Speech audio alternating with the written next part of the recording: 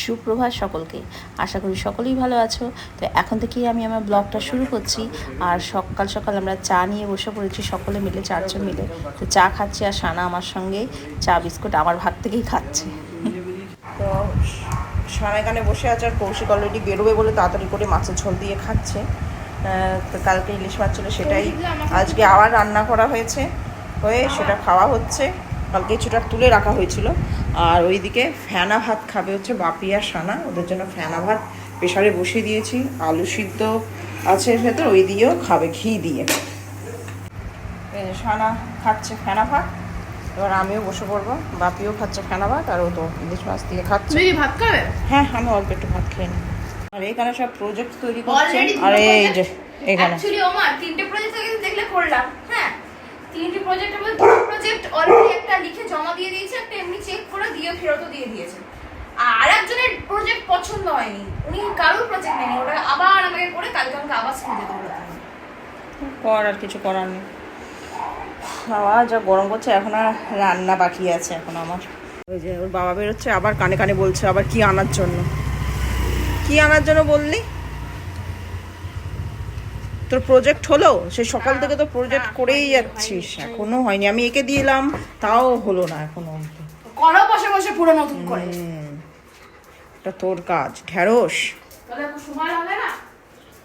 চল, কারেন্টটা গেছে তো গেছে, চলে এসছে বাবা। কন্টিনিউ কারেন্ট যাচ্ছে, কি আরম্ভ হয়েছে আমাদের এদিকে? আমাদের এদিকে কারেন্ট যায় না তো।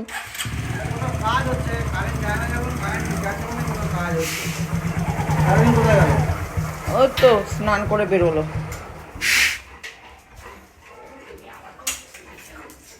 জিজ্ঞাসা করেছি এমনি পড়াশোনা করছিস কিনা, তাই জিজ্ঞাসা করেছি। হ্যাঁ না, এটা তোমার তো টিফিন করতে লেগে যাবে।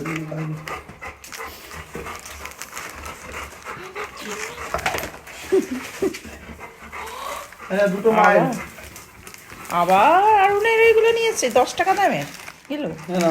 এই যে তরকা, আজ গাঁদা বাড়িতে তরকা হবে, তরকা। কারেন্টও নেই, খেলে খেয়ে নে, নাহলে ফ্রিজে গলে ফাটকা বেরিয়ে যাবে পুরো। এটা আবার কি ফ্লেভার? এটা বাজে ফ্লেভার নিয়ে আরুনের না সেই খাওয়া আরম্ভ করে দিয়েছে, দেখি কে একটা গলে গেছে। ওটা স্যান্ডউইচ। স্যান্ডউইচ, ওই ভ্যানিলার ওই এটা একটু করে রনিকে দে। সেটা বাটারস্কচ, ভ্যানিলা নয়।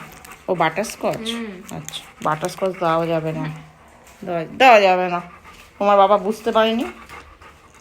এটা অ্যাকচুয়ালি বিস্কুট, বিস্কুটের মাঝখানে আর কি এই আইসক্রিমটা রয়েছে। অদ্ভুত ব্যাপার, চকলেট বিস্কুটের উপর, বেশ অন্য রকম। বলছে না এই নো। খেতে বসে গেছি আর খাচ্ছে হচ্ছে একদম প্লেন খাবার, মুসুরির ডাল, ঢ্যাঁড়স আলু ভাজা, ডিমের অমলেট, স্যালাড, এই দিয়ে খাবো। আর রাত্রিবেলা তরকা হবে। কি দিতো শশাটা? রাত্রিবেলা তরকা রুটি হবে। তো যেহেতু সকালবেলা মাছ দিয়ে খেয়েছি, দেখো মুখখানা করছে, তো আজকে এখন এই দুপুরবেলা প্লেন ডাল দিয়েই খাবো। মাত্র ভাত খেয়ে উঠলি আমার এই আরো আরম্ভ হয়ে গেল আইসক্রিম খাওয়া।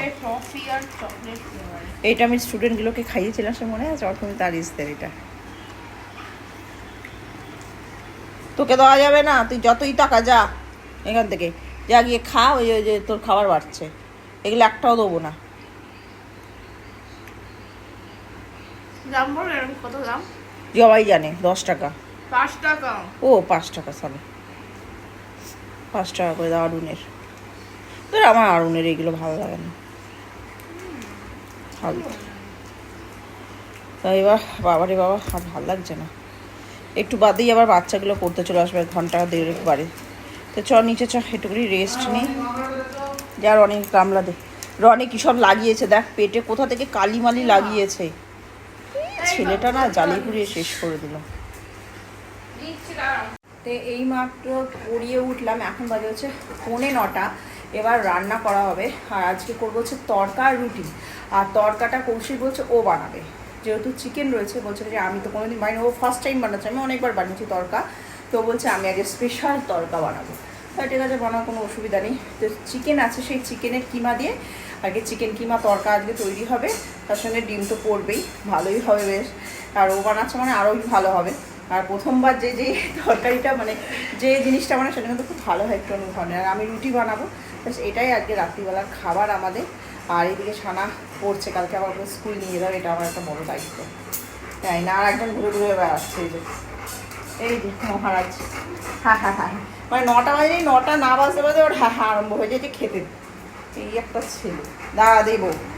এখানে তরকা রান্না হচ্ছে, ডিম দিয়ে আর চিকেনের কিমাটা দিয়ে আর কি ও দিয়ে কষাচ্ছে, এর মতো তরকার সিদ্ধ হচ্ছে। আর আমার ওইদিকে আটা মাখা হয়ে গেছে, ওর হয়ে গেলে আমি রুটিটা বানাবো। তো তরকা রেডি, এবার আমি যাবো হচ্ছে রুটি করতে। তো আমাদের রান্না কমপ্লিট, কৌশিকের তো হয়ে গেছে তো তরকা রান্না, এবার রুটি করলেই আমার কাজ কমপ্লিট হয়ে যাবে। তারপর খেয়ে দিয়ে ঘুম, আবার কাল সকালবেলা উঠতে হবে, সানার পড়তে যাওয়া আছে, স্কুল যাওয়া আছে, অনেক কাজ।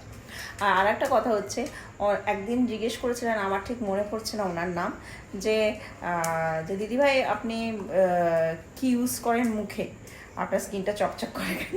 আমার স্কিন চকচক করে না, হয়তো লাইটের এফেক্টে বা আমি খুব ঘামি বলে ওই কারণের জন্য। আমার স্কিন অয়েলি স্কিন, ওই জন্য হয়তো গরমের জন্য ওরকম চকচক করে। আর দ্বিতীয় কথা হচ্ছে আমি কিছু মাখি না মুখে। প্রথম কথা হচ্ছে আমি মেকআপ কোনোদিন করি না, মেকআপ আমার খুব অপছন্দ, এমনকি একটা পাউডারও মাখি না, ফাউন্ডেশনও মাখি না। হয়তো বিশ্বাস করবে না তোমরা, এবার যারা আমাকে দেখেছে বা যারা আমার বাড়িতে এসছেন তারাই জানেন একমাত্র, আমার ড্রেসিং টেবিল পুরো খালি। হ্যাঁ, হয়তো ক্রিম থাকে, শীতকালের জন্য একটা নিভিয়া বা বোরো প্লাসের একটা লোশন থাকে, তাও আমি মাখি না। আমি মাখি হচ্ছে তেল, নারকোল তেল, যে কোনো তেল, সর্ষের তেল বাদ দিয়ে। তো সব রকম তেল আমি ইউজ করি, সেটা বাদাম অয়েল, নারকোল তেল বা তোমার হচ্ছে কি বলে অলিভ অয়েল, এইরকম ধরনের যা যা তেল আছে সেগুলো যে যখন যেটা পাই তখন সেটা মাখি। শীতকালে বিশেষ করে, গরমকালেও মাঝে মাঝে মাখি। এছাড়া আমি কিচ্ছু মুখে ইউজ করি না, মানে বিশ্বাস হয়তো হবে না। একটা সময় করতাম, যখন ছোট ছিলাম তখন হয়তো করতাম, বলতে হয়তো মুলতানি মাটি এসব, যেটা ছোট বয়সে যেটা হয় আর কি। কিন্তু মানে সন্তানাদি হওয়ার পর থেকে আমার আর সেই সময়ও হয় না, আমি কিছু করিও না। আর দ্বিতীয় কথা হচ্ছে আমি কোনো ফেসিয়ালও করি না, কোনো পার্লারে যাই না। আমার পার্লার যাওয়া হচ্ছে চুলের জন্য, হয়তো একটু চুলটা আমি কাটলাম ব্যাস। আর সত্যি কথা বলতে কিছু যদি মেখে যদি সুন্দর হওয়া যায়, এই যে বলে না বাইরে এই ক্রিম মাখলে এটা করা উচিত, ওটা করা উচিত, এটা ভালো ওটা ভালো, ফর্সা, ওইগুলো ভুল কথা।